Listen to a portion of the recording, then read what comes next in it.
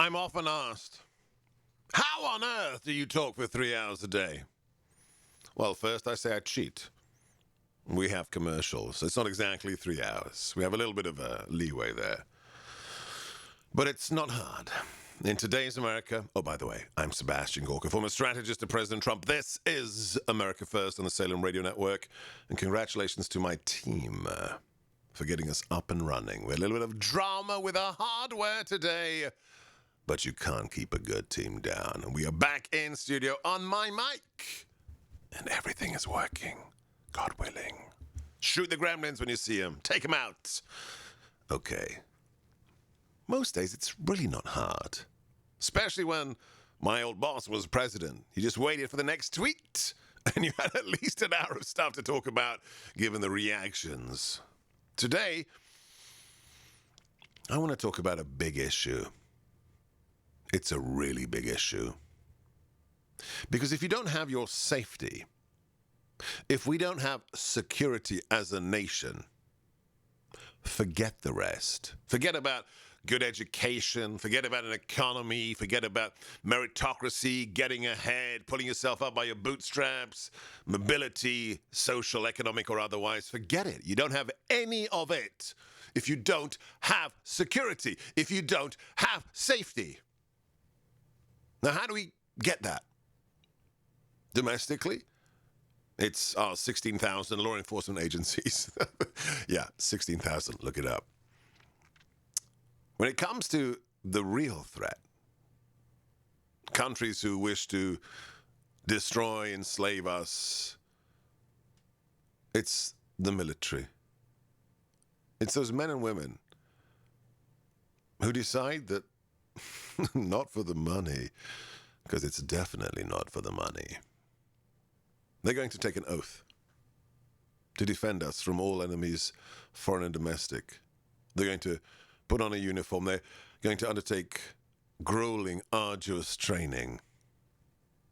Probably live like a gypsy, wandering from one base to another, following your PCS orders, your permanent change of station, not just around America's bases, but across the globe, as far away as Germany, Japan, South Korea.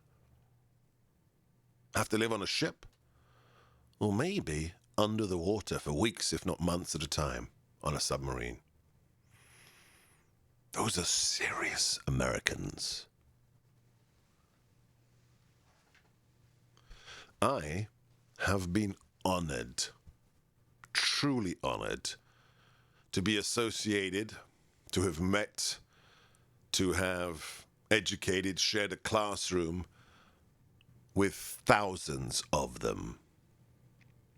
My own military history is a brief stint for 3 years in the British Army, in the Territorial Army, which is the reserve component.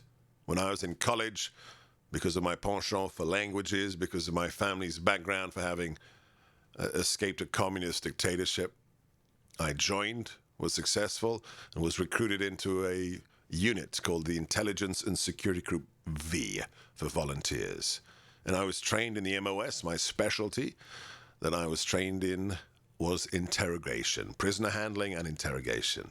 Should the Cold War have gone hot, it was my job, along with my compatriots, to not only understand how the Soviets would attack NATO forces, Great Britain included, but also to interrogate those officers that we captured during that war.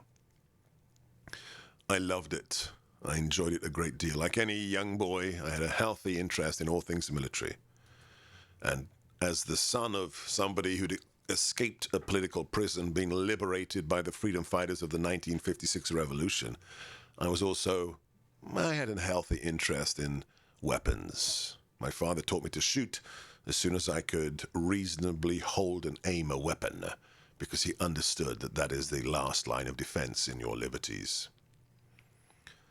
After 9/11, things escalated for me. I had spent 5 years in the land of my forefathers. I had worked inside the Hungarian Ministry of Defense in a newly free Hungary in the conservative government that was elected after 40 years of communism. And I assisted, in a modest fashion, Hungary's re-entry into the West, and especially to become a member of NATO. But then 9/11 happened. And I just met an amazing man, a legend amongst those who understand the intelligence community and the Marine Corps. His name was Andrew Nichols Pratt, but everybody knew him as Nick. He had served for several years as a paramilitary in the CIA, traveling the globe and working in Afghanistan during the Cold War. He returned to the Marine Corps, retired, and then became a professor at something called the George C. Marshall Center in Germany, where I became one of his faculty members, teaching a post-9/11 course on counterterrorism to American officers and to our allies and partners from around the world, to make us better able to create an international network to defeat Al-Qaeda. That was translated eventually into a job as a professor at the National Defense University, teaching irregular warfare, and eventually, to the best of all, 2.5 years at the crossroads of the Marine Corps, teaching the Marines at the Marine Corps University. I tell you all this by way of credentialing, I guess, to demonstrate that I know the U.S. military. I may not have served in the U.S. military, but I know it. And I am constantly impressed by the people I've met. I'm still a guest lecturer at the Kennedy School for Special Warfare in Bragg.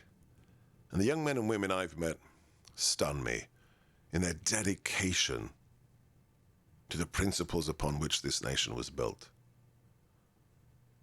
But we're losing it.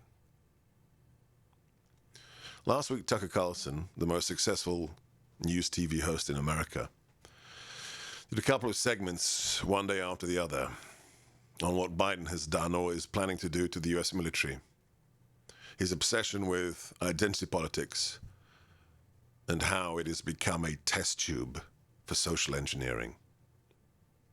In the days since those monologues, senior military personnel in uniform have targeted Tucker Carlson, a civilian, a journalist, on official Pentagon and service websites and social media accounts, including, to my horror, TUMEF, Marine Expeditionary Force Command Number 2.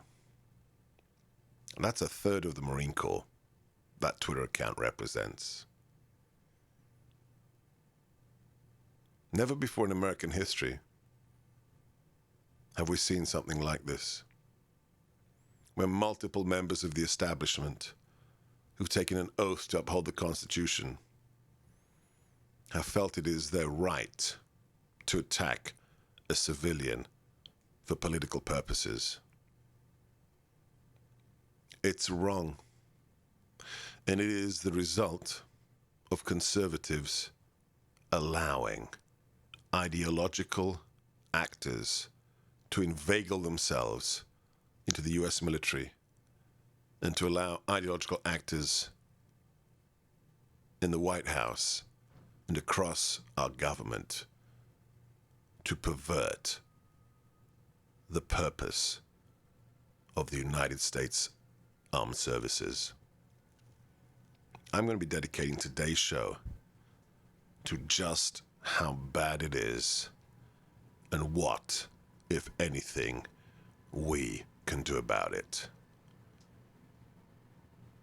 This is very, very important to the future of our nation. Stay on this channel.